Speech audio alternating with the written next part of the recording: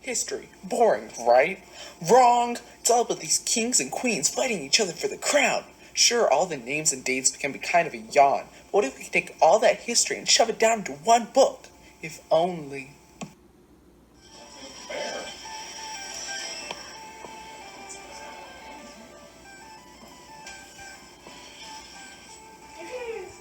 Hello, avid readers, and welcome to today's episode of Book Theory, where we sail right into the story Gulliver's Travels. As you know, Gulliver is a surgeon on a ship that gets wrecked in a storm and washes up on an island. If the name Lilliput didn't reveal it already, the inhabitants are tiny humans, specifically 6 times shorter, 6 times skinnier, and 6 times narrower than Gulliver. Is it any coincidence that these pint-sized demons punish any small crime with death? But the dark side of the Lilliputians runs even deeper. Get this, the entire kingdom of Lilliput is an allegory for the political theater during the turn of the 18th century. Now before you start writing an argumentative paper against me, listen to this evidence. Now, the Lilliput religion decrees that members must crack their eggs on the convenient side. Most citizens took this to mean the big end, but after a former emperor broke his hand on the bottom of the egg, the Lilliputian royalty declared that everyone must use the short side. This controversy led to multiple rebellions, wherein one emperor lost his life and another his crown. All this because of a tiny difference in the interpretation of religious text. This reaction might seem small-minded, but the criticism isn't meant for the Lilliputians.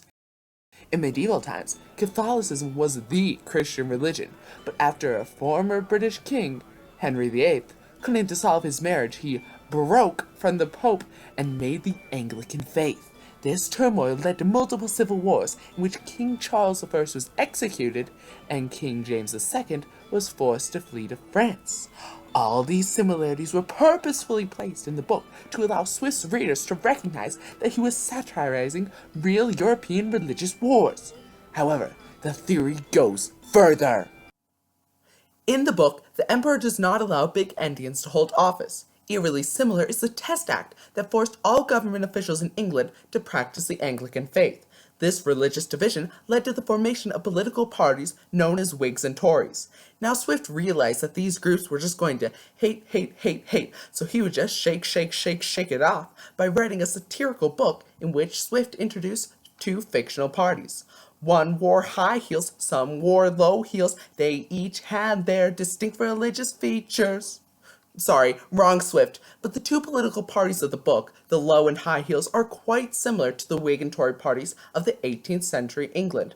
High Heels, like the Tories, are said to support the ancient constitution, while the Low Heels, like the Whigs, held the majority of power under the current king, who during the time of Swift's writing would have been George the First.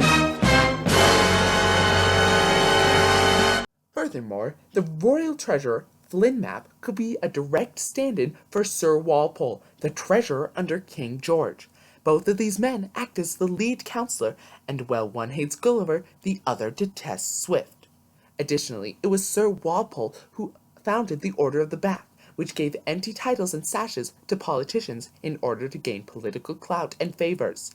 Exactly like the ribbon ceremony that Gulliver describes as pointless and arbitrary.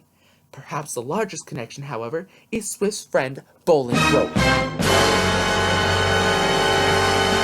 He was leader of the Tory party and Secretary of the State, and he worked in unconventional manners to end the War of Spanish Succession.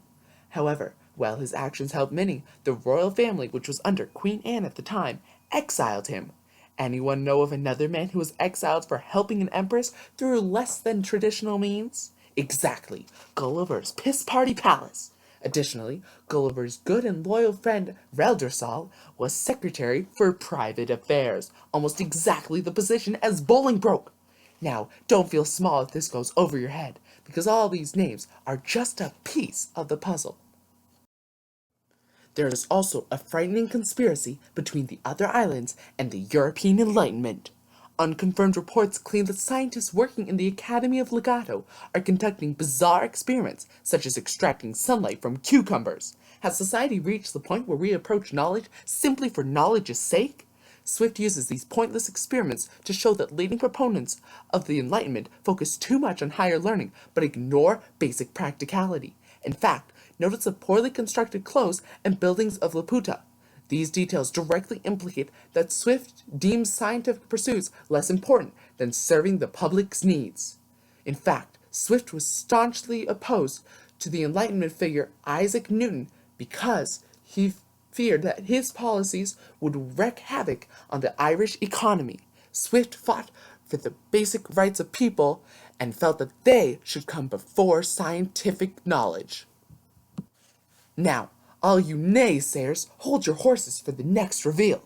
Some people have their theories as to why Swift chose horses to inhabit the fourth island, but I have it on good authority that these work animals were selected as polar opposites to humans. This section undermines European confidence by reversing traditional roles of horses serving men. Initially, the Yahoos are seen as monstrous brutes, but if you look closer, similarities between the Yahoos and Gulliver begin to surface. Humanoid body structure, no tail, scruffy hair, omnivorous diet, the list goes on. The Winhams represent a utopian society, but at the same time, the impossibility of one. Mind blown yet?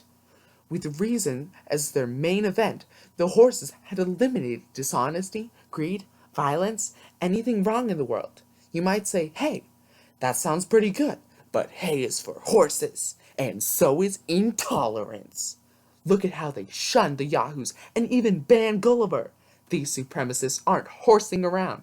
Similarly, the Puritans of Swift's time claimed to follow a very Christian doctrine, but they discriminated based on color, creed, and caste. All seemingly perfect societies have their flaws, so philosophers of the Enlightenment had another thing coming according to Swift.